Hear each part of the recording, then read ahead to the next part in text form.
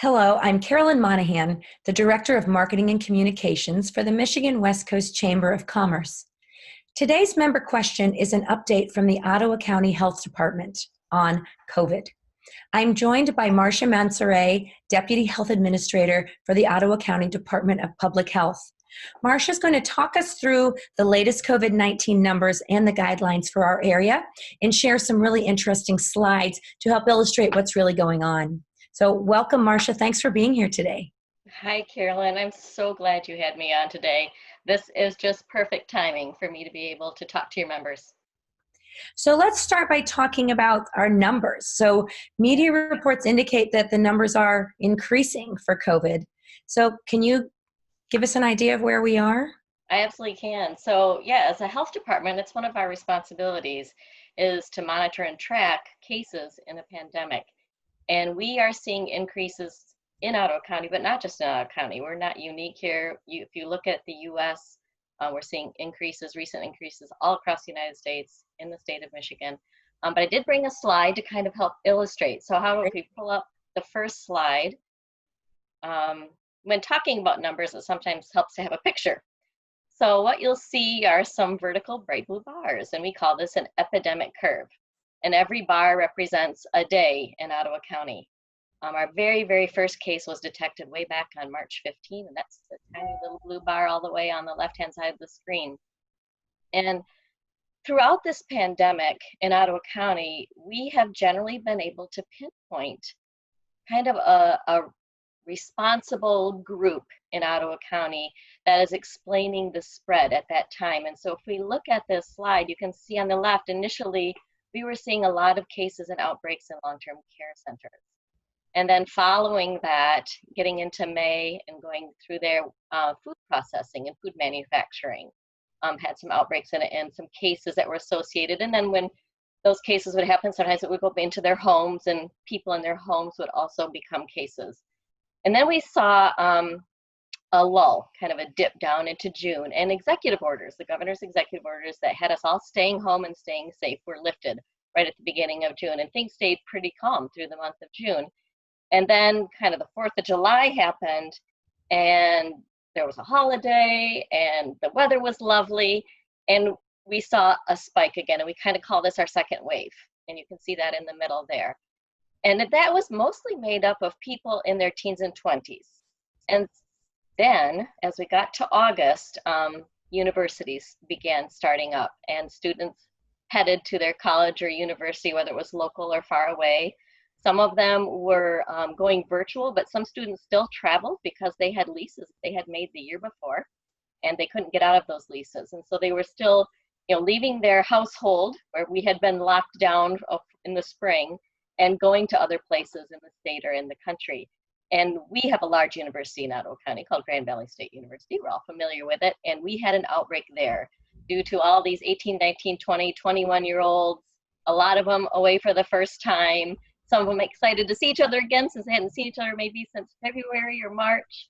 And so we had a large outbreak. And at one point, Grand Valley's outbreak had the most cases of any other university in Michigan. So it was really big.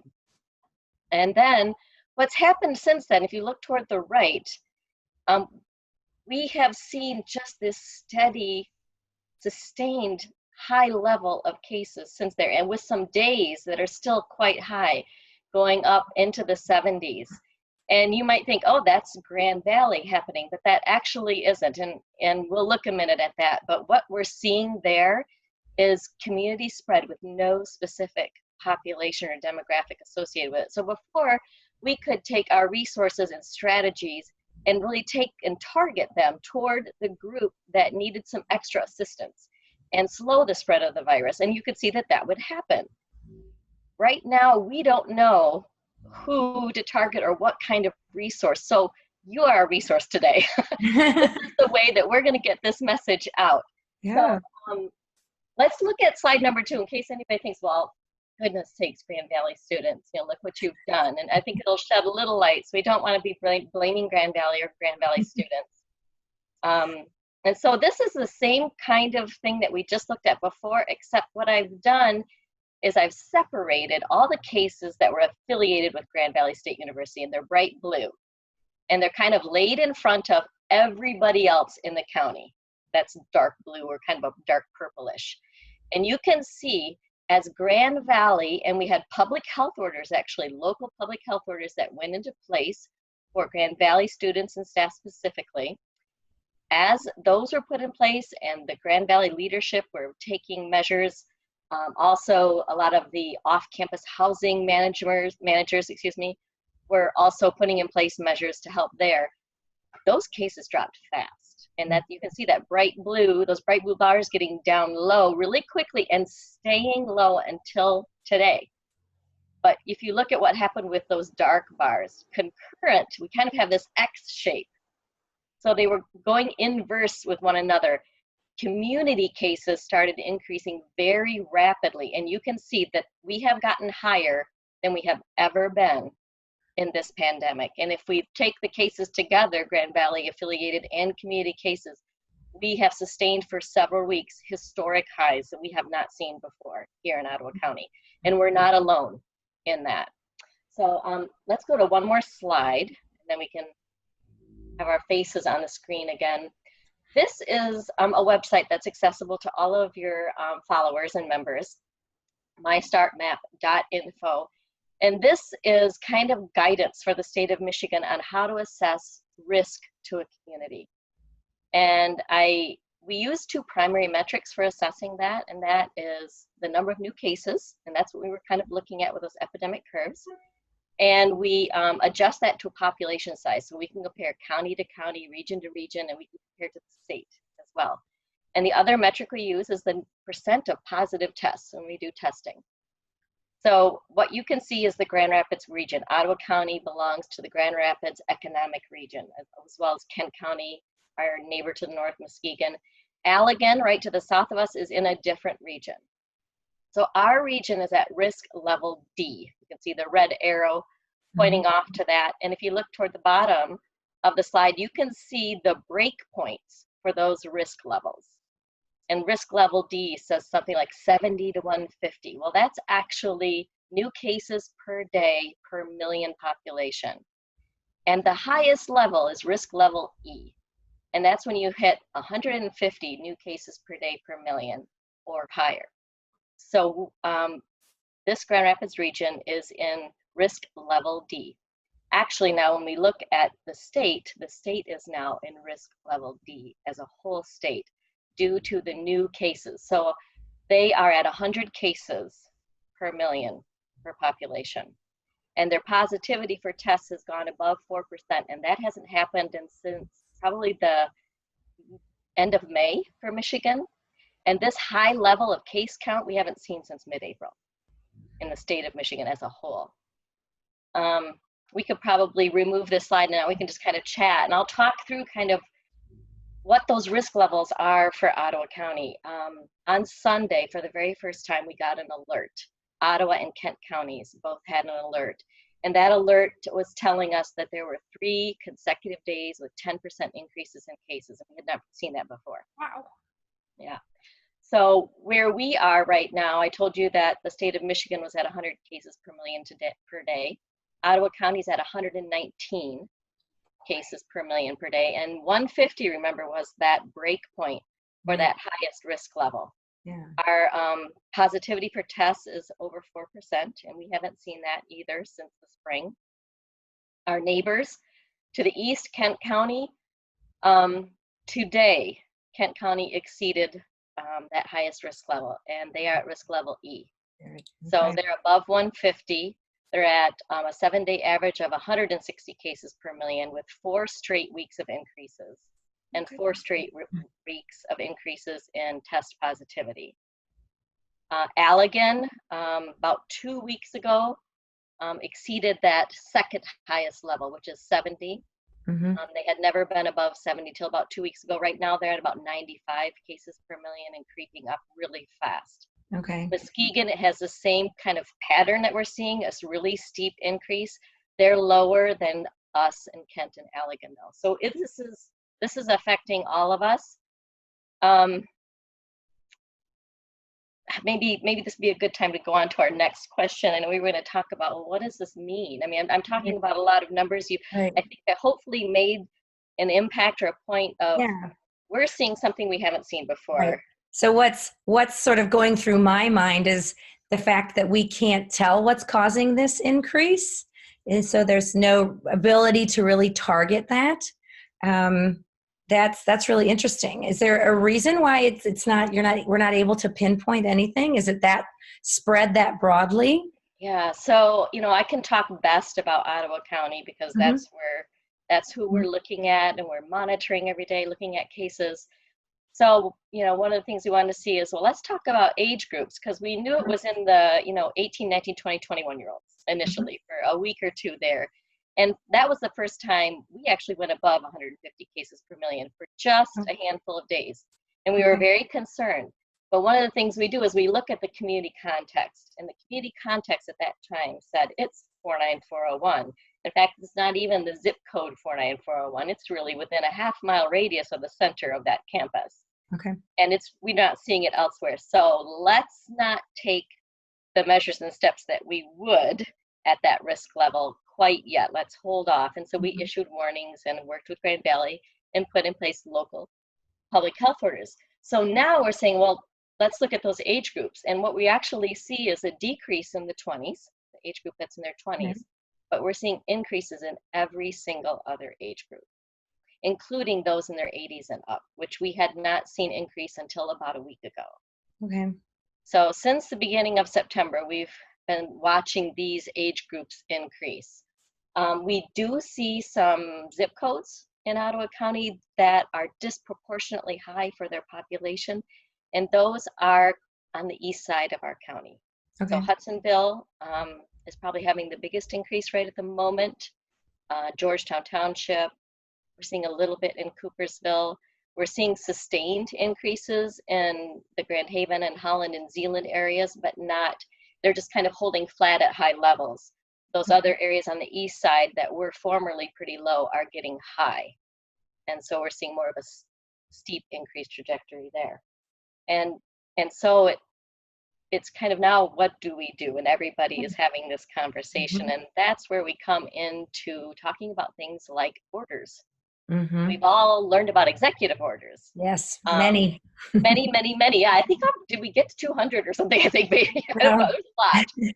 It was a lot to report, that's for sure. It was a lot to report, a lot to keep track of, and this whole thing is a lot for all of us to keep track of. Now, due to the Supreme Court's ruling on Friday, October 2, those are no longer in place and are not effective, but there are other orders that have taken their place.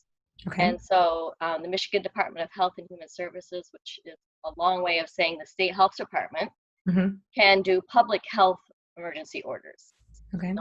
Those public health emergency orders and the power and authority that they have to execute those emergency orders also rests in each individual local health department.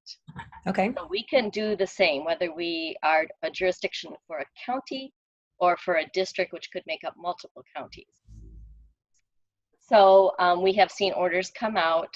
Most recently, I believe October 9 was the last one. We had one on October 6 and October 9. On October 5 has been rescinded. And those orders are basically reinstating what the executive orders would have said. So masking, gathering. MIOSHA has issued some emergency rules, kind of administrative rules that reinstated most of the executive order things for businesses, for organizations around employer safety and safety for customers and all that. So those things basically have the weight of law, just like the executive orders do. Okay. They're like law, except that they're not a bill that goes through the legislature and is then in place forever and ever. They're time limited and they're situation limited and often sometimes geographically limited. So as we are approaching this risk level of 150 cases per million with positivity that's going up all around us in Ottawa County. It is the responsibility of the state public health department as well as the local ones to act. Okay. When we have the authority, we have the knowledge, and we have the responsibility. A failure to act on our part and to warn would mean we knew something, we knew that it could harm people, we knew that it could cause disease spread, and we didn't do something about it. And that, therefore, health and lives would be on us. The Sure. loss of life, the loss of health. So we're going to be having those conversations. It's possible that our region could move back a phase. Okay. So that is very, very serious. Yes. It is possible that our schools could have to go virtual and suspend in-person learning. That could be done by a local public health order, which is vested in the health officer of the local health department. Okay. Or it could be done by a state public health order where they have a whole region make those moves. Okay. We're also looking at this impacting our courts. They already have had to suspend jury trials. They may have to suspend trials at all for some period of time. This is going to impact long-term care facilities. We've just been able to start visiting people outside in long-term care facilities. Yes. They've had so little contact with their families. Yes. This has been such a difficult and sad time on so many levels. So it could impact them. And obviously, you know, if we change as a county due to an order, or as a region due to a state order, it's going to impact businesses. So this is so serious. So, you know, kind of begs the next question: what can we all do? Yeah. What should we be doing? Help! Help! Tell us. So, you know, all these orders are very unsettling for everybody. This is new. I mean, we've not been through this before. I mean, we've done little tiny orders locally due to little tiny outbreaks that we've had just in our county or in 2 counties. So some people have maybe experienced their school got closed, or they got excluded from school for some, you know, a week or 2. But that's not been the experience of most of the population. So this is all really new for all of us. And a lot of people have felt like, why are we having these orders? Why can't we all, as smart people, take the data and the science and the information and apply it ourselves? So this is your opportunity. Right now, this is my call out to everyone who's listening. Yes, we have orders in place, but with or without those orders, the right things to do remain the same. Okay? So we are seeing community spread. It is across all ages. It is not a specific industry. It is probably due to multiple factors. And if we want our kids to stay in school, we want to be able to keep going to work, which will be difficult if our kids are not in school. Right. And we want to keep taking care of those who are weakest and most vulnerable among us. We all need to follow the 4 W's. Okay, well, let's see, this makes a W, this is 4. Okay, so we all need to really be serious about wearing a face covering. And I know that this can get polarized. You know, the talk about face coverings can be polarizing. But I'm just talking here about you, me, and those we know and love, and a virus.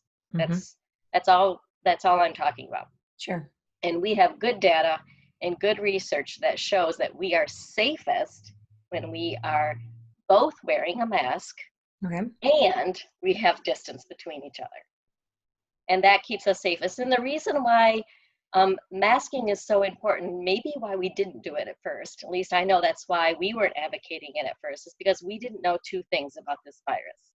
We didn't know that you're contagious before your symptoms start. And we didn't know that 10 to 20% of us never have symptoms, but are contagious and can spread. So because of that, we all need to have one on, even if we're feeling great. Sure. So wear a face covering. Watch your distance all the time. If people that you live in the same household with, so you could be a college student in a dorm with 3 other people, or in an apartment with a group of people, or a family at home with kids, spouses. When you're with those people, the distance thing isn't so important. But anybody else, it doesn't matter if they're family members or not, if they don't live in your house with you all the time, you need to keep your distance. So face covering, watch your distance, wash your hands and surfaces, and along with that, don't touch your face until you've washed your hands. Okay. Because these are the portals: the eyes, the nose, the mouth. That's where the virus is going to come in. And it's usually from us either touching our eyes, hands, nose, and mouth because we've touched something else, or somebody coughing, sneezing, talking, singing, playing a sport, and getting too close so that the droplets of virus get into those places. And then the fourth one would be wisely isolate and quarantine. Okay, so watch your distance, wash, and wisely isolate and quarantine. Those are complicated words, and not everyone understands what they mean. So isolate is for people who are infected. Isolate, infected. Okay. Quarantine is for people who've been exposed to someone who's infected, and for a period of 2 weeks, at any point in that time, could become infected and maybe symptomatic, maybe not, and be contagious and give it to others, and won't really know until that 2 weeks is apart. So for those who are isolated and quarantined, we're asking you to use your wisdom, and that means stay home. You can go out for medical care, you can go out for food, but stay home. And so it's really easy to think, oh, I can't go to work or I can't go to school because they know I'm isolated or quarantined, and so they're not going to let me in. But I could probably go outside and go to our kids' ball game or soccer game or hang out around a campfire or something like that. No, we can't do any of those things. If we really, really, really want to keep our economy open, our kids in school, and take care of those around us and our own families, we all need to do these things, order or no order. Right. So that is my plea. So how is contact tracing working? Are people pretty able to know pretty quickly if they have been exposed to someone so that they can take those measures to isolate or quarantine?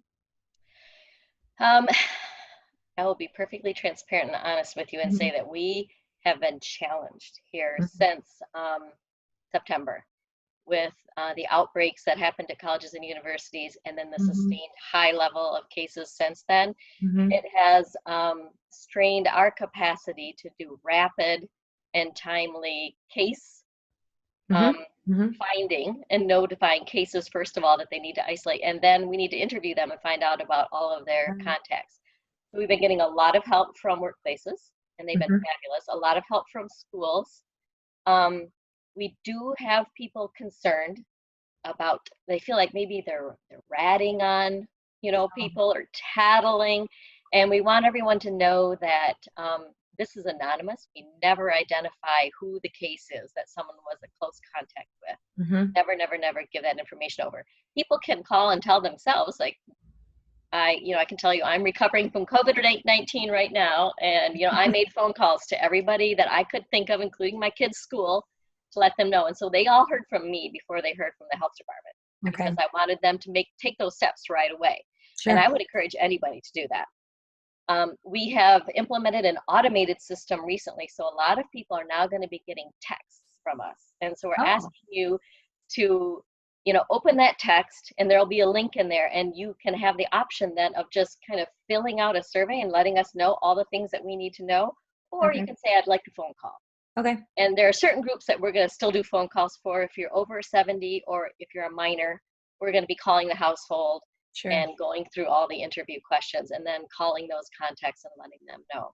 But it's really important, because not only do we need individually to know, but the schools need to know. If there's a child or a staff member who is at a school, we need to connect those two pieces of information together so that doesn't spread throughout the school or throughout a sports team. And it's the same for work.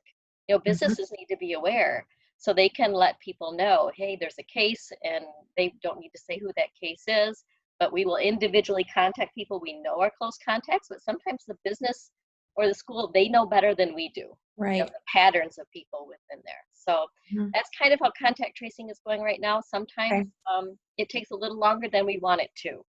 And so that's why, this is a great opportunity to educate people about what it means. And if you have any symptoms at all that are different than what you had a few days ago, go ahead, go on the health department's website or the state's website, find a testing location. There's lots and lots of them. Get tested. So let's talk about how people can get some more resources. You've mentioned the website.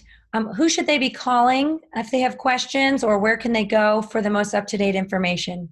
Well, if you want to know about Ottawa County specific data or testing sites or guidance that we've put out, different organizations, you can go to miottawa.org/COVID-19, Okay. and you'll find lots of resources there, including our dashboard.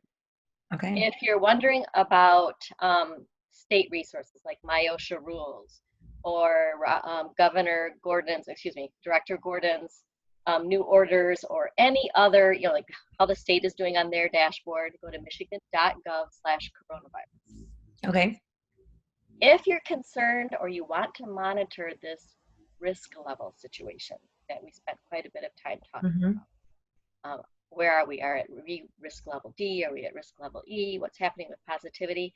Everybody in the state of Michigan can go to mystartmap.info. So mystartmap.info. And they can look at the whole state, and then there's a drop down. You can pick your economic region. Once you pick an economic region, you can look at individual counties within there. Okay. So you can see all that information, those rates I talked about, and it will have the metrics and the breakpoints, and so people can look at that if they're really curious about that. Well, we will, of course, put all of that information on our website, in addition to the slides that you have provided us. And we have some additional slides, too, that I think would be very helpful for people. You need to hear about it. You need to see it. You need to read it. All the different ways to really have it take root. And hopefully all of us working together can get this under control. You are so right. That's how it's going to happen. It's all of us working together, taking it seriously. It won't be forever, but it is for a little while yet. Okay. I'll take your word for that. Well, thanks so much, Marcia. This has been amazingly helpful. I've learned a lot, and I'm excited to get this out on our website and our social media so that our members can be as up to date as possible. Thank you, Carolyn. Have a great day. You too. Bye-bye.